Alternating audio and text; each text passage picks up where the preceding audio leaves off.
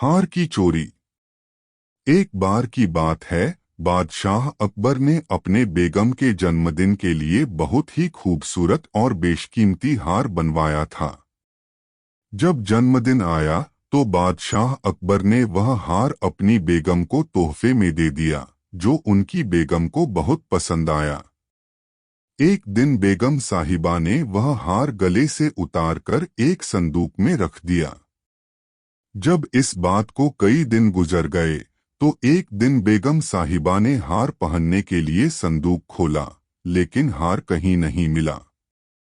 इससे वह बहुत उदास हो गई और इस बारे में बादशाह अकबर को बताया। इस बारे में पता चलते ही बादशाह अकबर ने अपने सैनिकों को हार ढूंढने का आदेश दिया, लेकिन हार कहीं नहीं मिला। इससे अकबर को यकीन हो गया कि बेगम का हार चोरी हो गया है। फिर अकबर ने बीरबल को महल में आने के लिए बुलावा भेजा। जब बीरबल आया तो अकबर ने सारी बात बताई और हार को खोज निकालने की जिम्मेदारी उसे सौंप दी। बीरबल ने समय व्यर्थ किए बिना ही राजमहल में काम करने वाले सभी लोगों को दरबार में आने के लिए संदेश भिजवाया। थोड़े ही देर में दरबार लग गया। दरबार में अकबर और बेगम सहित सभी काम करने वाले हाजिर थे, लेकिन बीरबल दरबार में नहीं था। सभी बीरबल का इंतजार कर ही रहे थे कि तभी बीरबल एक गधा लेकर राज दरबार में पहुंच जाता है। देर से दरबार में आने के लिए बीरबल बादशाह अकबर से माफी मांगता है। सभी सोचने लगते हैं कि बीरबल गधे को लेकर राज दरबार में क्यों आया है। फिर बीरबल बताता है कि यह गधा उसका दोस्त है और उसके पास जादुई शक्ति है। यह शाही हार चुराने वाले का नाम बता सकता है। इसके बाद बीरबल जादुई गधे को सबसे नजदीक वाले कमरे में ले जाकर बांध देता है और कहता है कि सभी एक एक करके कमरे में जाएं और गधे की पूंछ पकड़कर चिल्लाएं, जहां पनाह मैंने चोरी नहीं की है। साथ ही बीरबल कहता है कि आप सभी की आवाज दरबार तक आनी चाहिए।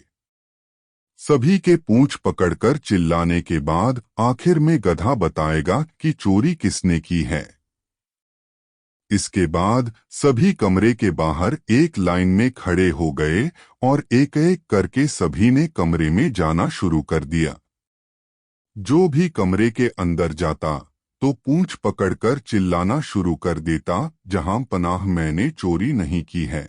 जब सभी का नंबर आ जाता है तो अंत में बीरबल कमरे में जाता है और कुछ देर बाद कमरे से बाहर आ जाता है। फिर बीरबल सभी काम करने वालों के पास जाकर उन्हें दोनों हाथ सामने करने को बोलता है और एक एक करके सभी के हाथ सूंघने लगता है। बीरबल की इस हरकत को देखकर सभी हैरान हो जाते हैं।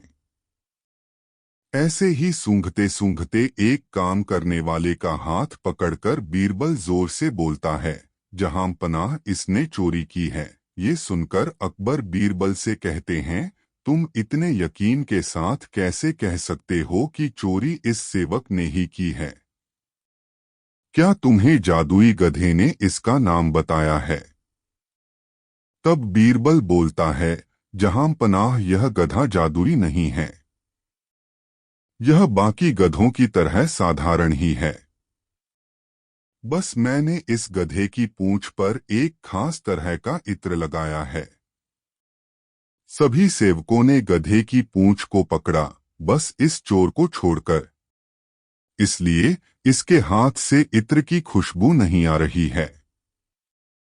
फिर चोर को पकड़ लिया गया और उससे चोरी के सभी सामान के साथ ही बेगम का हार भी बरामद कर लिया गया।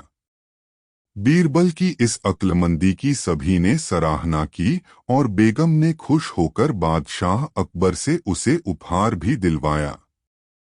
बादशाह ने कहा, बीरबल एक बार फिर आपने अपनी चतुराई से उस चोर को पकड़वा दिया।